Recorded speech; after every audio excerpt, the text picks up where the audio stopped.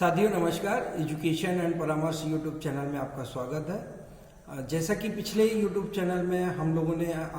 मैंने आपको बताया था कि सेक्स करने के दरमियान आप किस प्रकार से औलाद पैदा कर सकते हैं। जब किसी भी स्त्री का पीरियड होता है तो प्रथम दिन से लेके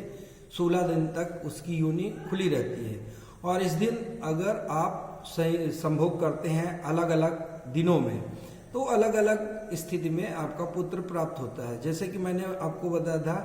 कि यदि आप शारीरिक संबंध बनाते हैं, शारीरिक संबंध बनाने के दरमियान यदि एक ऐसी चरम अवस्था आती है जिस वक्त स्त्री अपनी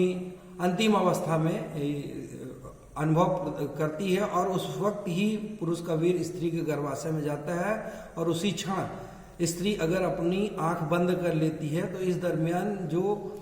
पुत्र पैदा होता है या पुत्री का शुक्राणु जाके स्त्री गर्भाशय में सेट होता है तो वो औलाद अंधी पैदा होती है। ठीक इसी चैनल में मैंने आपको ये भी बताने का प्रयास किया था कि जब सेक्स करने के दरमियान कोई भी स्त्री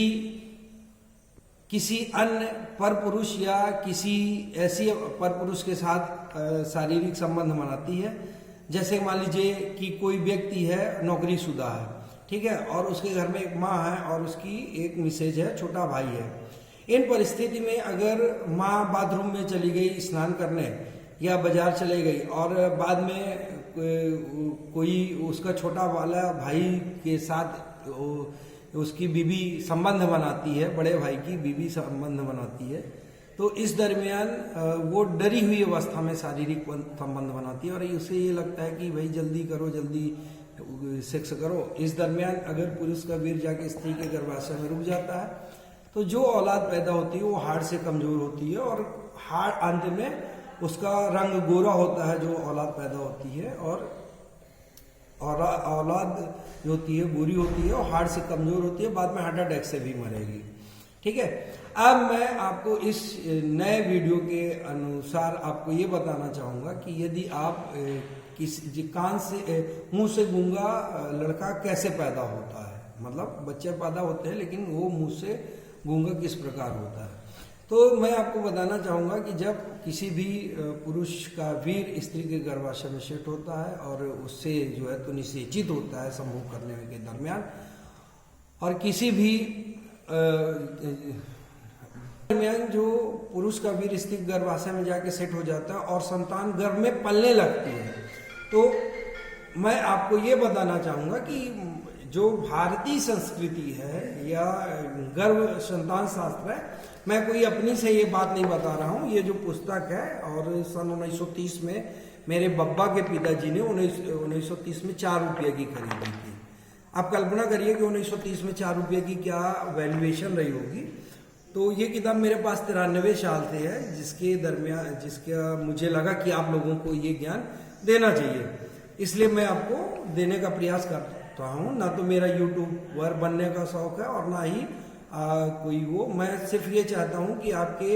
एक औलाद हो या 2 औलाद हो लेकिन वो अच्छी कंडीशन के हो, अपने कर्मों से सुसज्जित रहे, कर्म प्रधान रहे और आपको किसी भी प्रकार की तकलीफ ना हो। तो अभी हम बात कर रहे थे कि गूंगा कैसे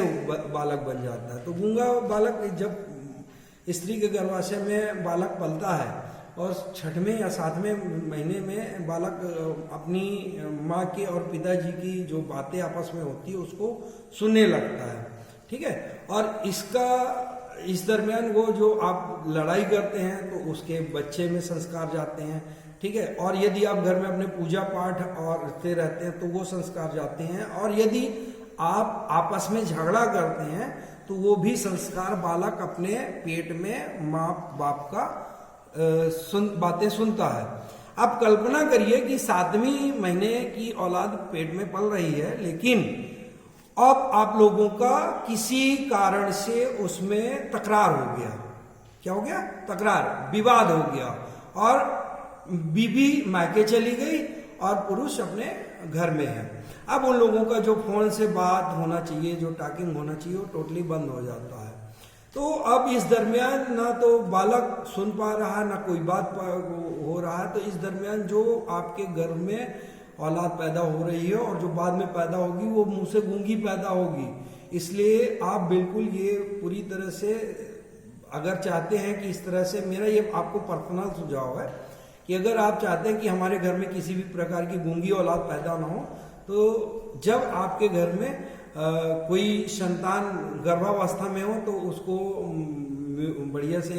भगवान का भजन सुनाइए, कीर्तन सुनाइए, घर में हवन यज्ञ करिए। इसके साथ साथ आपस में कभी तकरार मत करिए, अन्यथा होने वाली जो औलाद होगी वो निश्चित तौर पे गूंगी पैदा होगी। और गूंगी पैदा होने का मतलब ये है कि फिर आपको ये किसी ये डॉक्टर को दिखाओगे, कहीं वो डॉक्टर के दिखाओगे, और जिंदगी में आपको परेशानी के अलावा कुछ नहीं होगा। ये मेरा पर्सनल सुझाव है, मैं इस संतान शास्त्र की किताब के अनुसार आपको बता रहा हूँ। बाकी जो आप करेंगे, जिस तरह करेंगे वो खुद भोगेंगे। नमस्कार साथियों, अगले यूट्यूब चैनल में मैं आपको बताऊंगा कि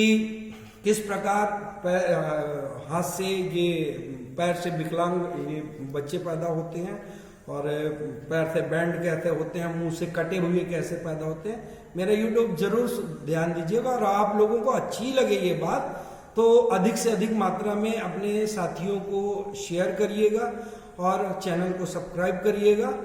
बस यही कहूँगा, और यूट्यूब चैनल जरूर देखिएगा। इसमें कोई शर्माने की बात नहीं है, सेक्स तो हर व्यक्ति करता है, लेकिन उसे पता होना चाहिए कि हम क्या बीज बो रहे हैं तो क्या फल निकलेगा। साथियों, अच्छे ही औलाद पैदा करिए, बस मेरा आपसे यही अनुरोध है। नमस्कार।